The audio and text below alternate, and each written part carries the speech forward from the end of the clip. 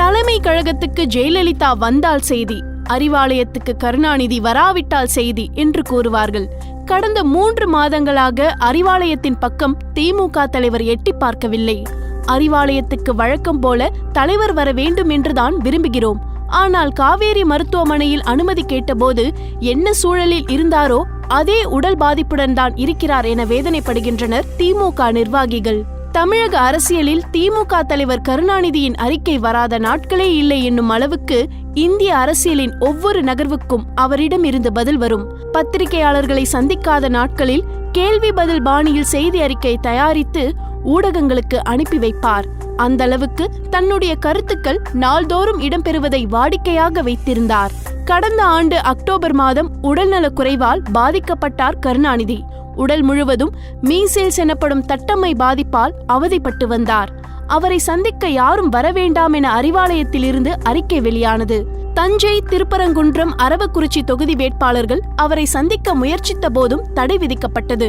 கட்சியின் பொதுக்குழு, பொங்கல் விழா என எதிலும் தலை காட்ட முடியாமல் படுத்த படுக்கையாக இருக்கிறார் கருணாநிதி. நேற்று நாடாளுமன்றத்தில் நடந்த அனைத்து கட்சி தலைவர்கள் கூட்டத்தில் கருணாநிதியின் உடல்நிலை பற்றி கனிமொழியிடம் விசாரித்தார் பிரதமர் நரேந்திர மோடி. அவருக்கு பதில் கொடுத்த கனிமொழி பூரண நலம் பெற்று விரைவில் அரசியல் பணிகளை மேற்கொள்வார் என நம்பிக்கையுடன் தெரிவித்தார். அறிவாலயத்துக்கு எப்போது வருவார் கருணாநிதி என திமுக தலைமை கழக நிர்வாகி ஒருவரிடம் நாம் கேட்டோம். தலைவர் இன்னும் தீவிர ஓய்வில்தான் இருக்கிறார். ட்ரக்கியாஸ்டமி குழாய்கள் இன்னும் அகற்றப்படவில்லை. சுவாசத்தில் எந்த சிக்கலும் இல்லை. இயற்கை சுவாசத்தில் தான் இருக்கிறார்.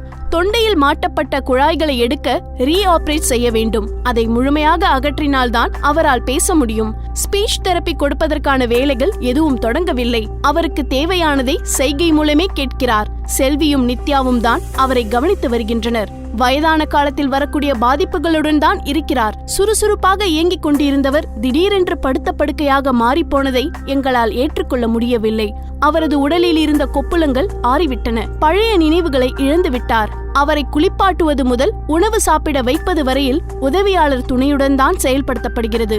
எளிதில் செரிக்கக்கூடிய உணவுகள் மட்டுமே வழங்கப்படுகின்றன. தலைவரை சந்திக்க கோபாலபுரம் வரும் ஸ்டாலின் அவரிடம், அப்பா அறிவாலயம் வரீங்களாப்பா, அங்க வந்துட்டு போனா உங்க உடம்பு நல்ல நிலைக்கு வந்துடும் என கலங்கிய கண்களோடு அழைக்கிறார். வேண்டாம் என சைகையால் காட்டுகிறார் கருணாநிதி. சில நேரங்களில் எந்த பதிலும் சொல்வதில்லை. மீண்டும் பழையபடி அறிவாலயத்துக்கு வந்து சிறப்பாக செயல்படுவார் என மன ஆறுதலுக்காக பேசிக் கொள்கிறோம். அந்த நாளையும் ஆவலுடன் எதிர்பார்த்து காத்திருக்கிறோம் என விவரித்தார். நாள்தோறும் கோபாலபுரத்துக்கு தலைவரை சந்திக்க வருகிறார் ஸ்டாலின். அவருக்கு புரிகிறதோ இல்லையோ, தினம்தோறும் நடக்கும் அரசியல் நிகழ்வுகளையும் திமுக கொடுத்த பதிலடிகளையும் பற்றியும் விரிவாக அவரிடம் பேசுகிறார். அப்படி கேட்கும் போது அவர் முகத்தில் ஏதேனும் மாற்றம் தென்படுகிறதா எனவும் ஸ்டாலின் கவனிக்கிறார். தந்தையை இயல்பு நிலைக்கு கொண்டு வருவதற்காக மிகுந்த சிரமப்படுகிறார். குடும்ப உறுப்பினர்களும் அவ்வப்போது முதல் மாடியில் உள்ள கருணாநிதியிடம் பேசுவதற்காக செல்கின்றனர். அவ்வாறு பேசும்போது பழைய நினைவுகளை உணர்ந்து கொள்வார் என நம்புகின்றனர். சில நேரங்களில் முரசொலியை படித்து காண்பிக்கிறார்கள் என்றார் கவலை தொனிக்கும் முகத்தோடு. அரை நூற்றாண்டு கால இந்திய அரசியலின் போக்கையே மாற்றி காட்டிய கருணாநிதி 100 நாட்களுக்கும் மேலாக கோபாலபுரத்தில் முடங்கி கிடப்பதை வேதனையோடு கடந்து செல்கின்றனர் உடன்பிறப்புகள். மேலும் இதே போல செய்திகளை தெரிந்து கொள்ள சுட சுட சேனலை சப்ஸ்கிரைப் செய்யுங்கள்.